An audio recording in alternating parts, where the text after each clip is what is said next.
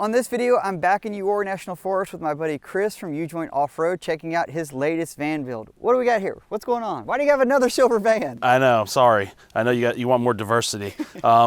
So yeah, I never thought that I would find another low mileage V10 after V7, my red van that you featured years ago. And so the franchise owner of our Colorado shop found this van, and it only had 9,700 miles on it. He offered it to me. I was like, I don't know. I don't really need a van. I had a perfectly good van at the time. And the V10 drew me in again. And it was I needed a demo rig that had our springs from our new spring supplier under it. And I wanted to launch a new bumper. And we had another kid. So obviously I needed a bigger van. Yeah, I mean, I've got 4 kids now. So as anybody with kids knows, by the time you pack all the kids and all their gear and a cooler and stroller and this and that, normal SUVs, I mean, even the bigger SUVs don't really cut it. Right. So, I mean, I've got one bench removed from this thing. I could still seat 12 people. That's incredible. And haul whatever I want. So it's a daily driver, it's a tow rig, it's light wheeling. It does it all. So walk me through how it's set up. Let's start, obviously it's got the V10. Why is the V10 so important, Mike? Why is that something that you always chase? I know we've talked about that in the past. Sure, yeah, they're harder to find, and this is the last year of the full-bodied Ford van, 2014. So the V10, obviously the power, you want the power. The next best thing about the V10 is the transmission that comes behind the V10, which is the 5R110 5-speed. It's a great transmission. I've yet to see one fail in a van, knock on wood. It's easy to make 4-wheel drive. We can make it 4-wheel drive while it's in the vehicle, which is a huge advantage when doing a 4-wheel drive conversion. Right. And it just works. It just works well. So what transfer case are you running in this van? Same as we always do, NV271 manual shift T-case. Okay, and so from there, now if you're not familiar with Ujoint Offroad, one of the main things they specialize in is converting E-Series vans to 4-wheel drive. And so you've got different left heights and stuff. We'll talk about that in a minute. But what axles did you go with? Because obviously these things came 2-wheel drive. There was nothing under there. Sure.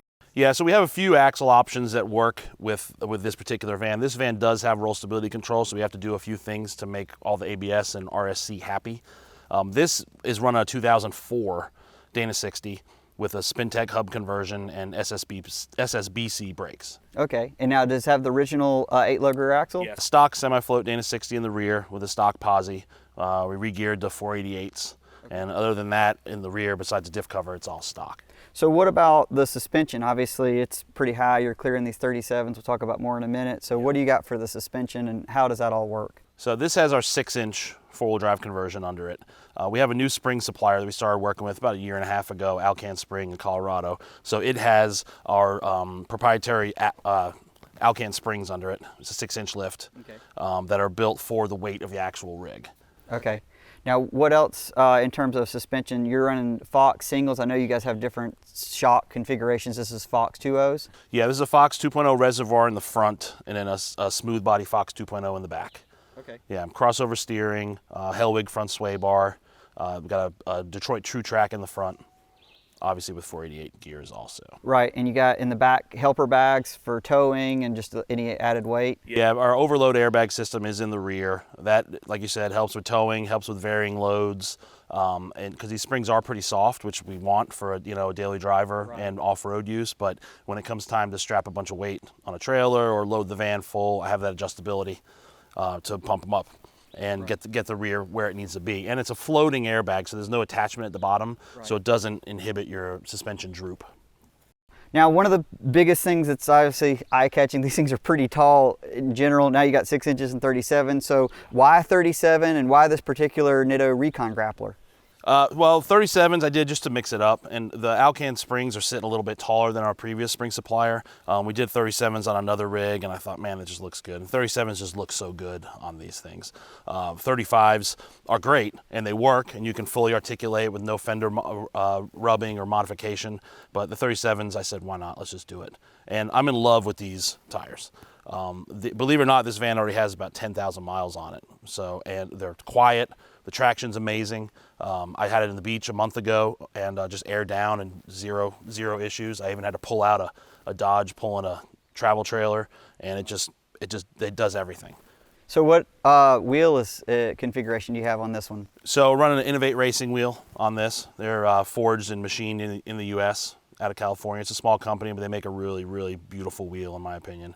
This is the G400, a 17-inch. Okay, is this a true beadlock or simulated beadlock? This is a simulated. Okay, yeah. They do make a true beadlock as well, Yes, right? yeah. I had those on V4, my green flatbed. I went with the simulated because it's rare that I air down. If I go down below 20, it's really not ever. Right. So this is what they call the Tech Light simulated beadlock ring. Okay, now let's talk about some of the body and protection things. Obviously, you got a tremendous approach angle. You're talking about a new front bumper. So tell me about the new front bumper. How is it all configured? Aluminum?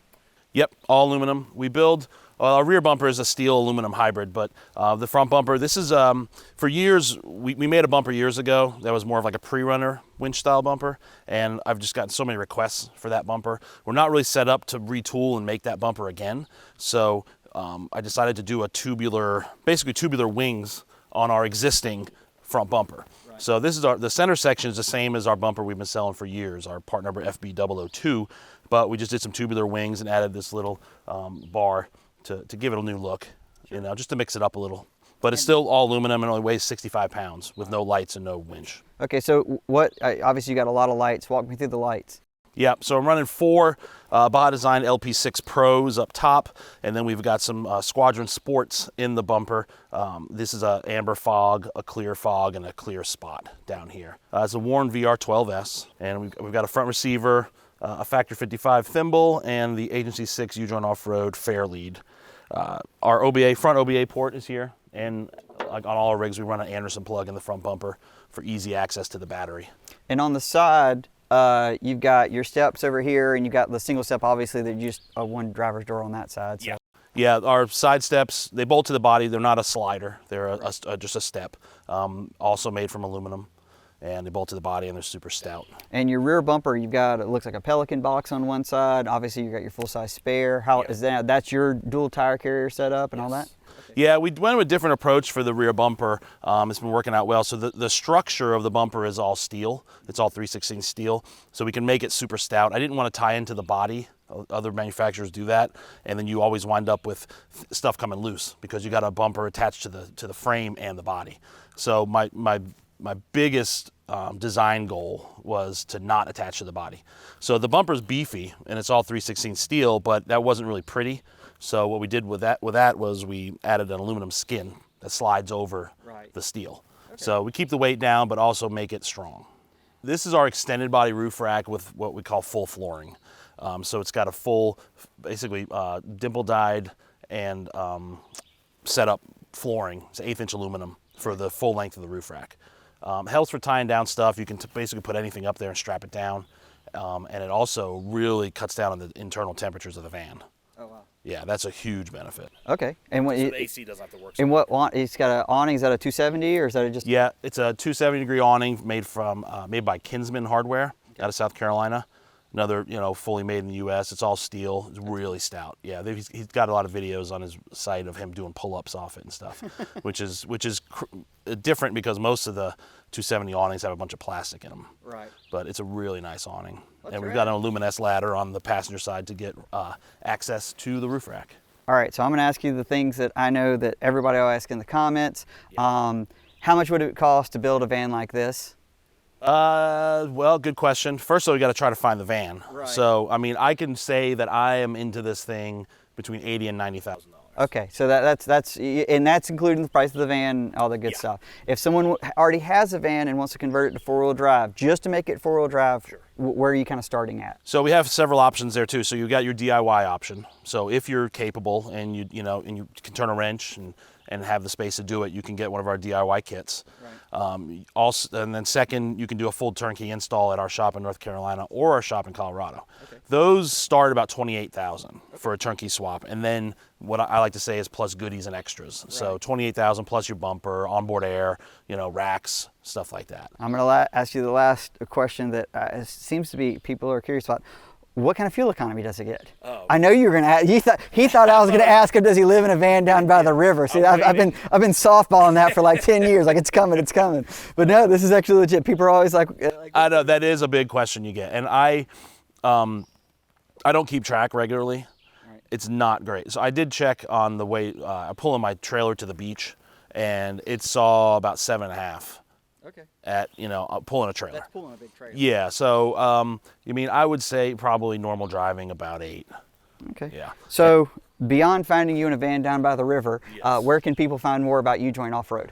Instagram, Facebook, our website, YouTube. Got a YouTube channel. Okay. Yeah, ujointoffroad.com is the website. Lots of info there, and we have links to our Instagram and to all our Facebook videos there too, and a bunch of your videos. That's awesome. I appreciate that. Well, if you guys have any questions, just drop them in the comments. I always love catching up with Chris and checking out these awesome vans. And if you heard a bunch of small noises throughout this video, there's actually one of my tiny humans in there pretend driving. So yeah, that's where that's from. He's actually done better than I thought he would. Yeah, he's doing a good job for 5. All right, guys. Well, we'll see you on the next video. I appreciate you watching. Take care.